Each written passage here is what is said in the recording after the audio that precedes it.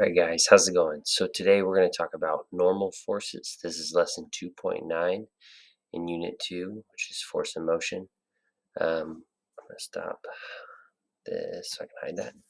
Okay, so I'm going to give you guys a scenario here. Say I have two large blocks of ice that are both on a bigger sheet of ice. Okay, like one big ice lake with two big blocks of ice resting um, on that giant sheet of ice. Okay, just go with me here. One of those blocks, the block on the right, is stationary. It's at rest, so it has a constant velocity of 0. The block on the right it has a constant velocity moving in the right direction. Okay, we'll say it's moving 5 meters per second. Okay. Now, if we were looking at both of these and we were thinking back to Newton's first law, which I briefly introduced to you, we would say, well, they're balanced objects. There's no unbalanced force. They're going to stay either in motion or at rest because that's what Newton's law says. There must be no other outside force. And the one on the left must not have an unbalanced force, and neither must the force on the right. Well, you would be correct. There's no unbalanced force in either object, but we're really not looking at the whole picture here. So if we think about it, what force do both of these objects have? Well, assuming that they're on the surface of the Earth, and they're not just, if they're on an ice lake, they've got to be on some planet, correct?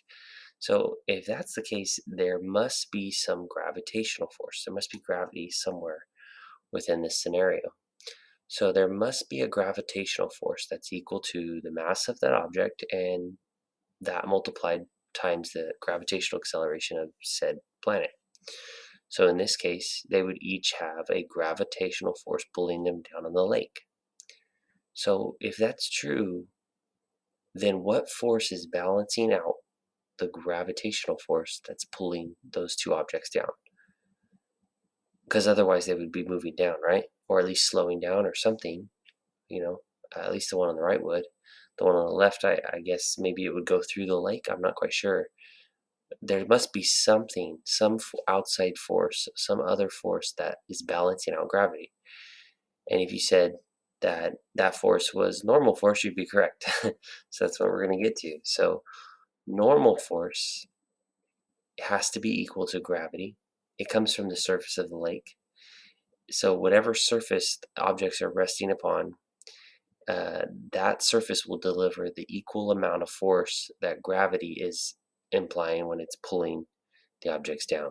So in the case of the ice resting on the lake or the ice in motion across the lake, we're saying that's our frictionless plane there, normal force is going to be equal to gravity. So let's define normal force, what it is, where it comes from. Normal force, the reason why it has its name normal is a synonym for perpendicular. It's not just named out of nowhere. It's not just because it's more normal.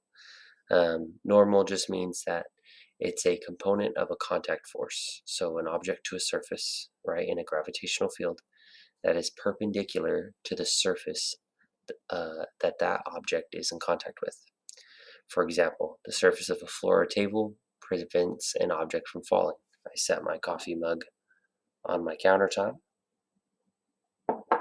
The force that is applied from gravity onto the surface of the countertop from my cup, that surface of the countertop applies the same force upward, therefore balancing out the object. The object stays at rest where it is rather than falling completely through my countertop. So the surface of an object, a table, whatever it is, will prevent an object from falling by applying the same amount of force as is applied downward from gravity. Think of Newton's third law. For a reaction, there's an equal but opposite reaction. There you go. There's your equal and opposite reaction. And the normal force is always going to be equal and equivalent to gravity, just in the opposite direction.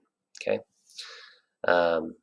or perpendicular to the surface. So if gravity is down, it could be at a different direction. You see this one's on an inclined plane. So it could be, it doesn't always have to be in the exact opposite direction, but we won't get too far in inclined planes in this class. But so that's it for normal forces, guys. Short and sweet. That's all I have on that one.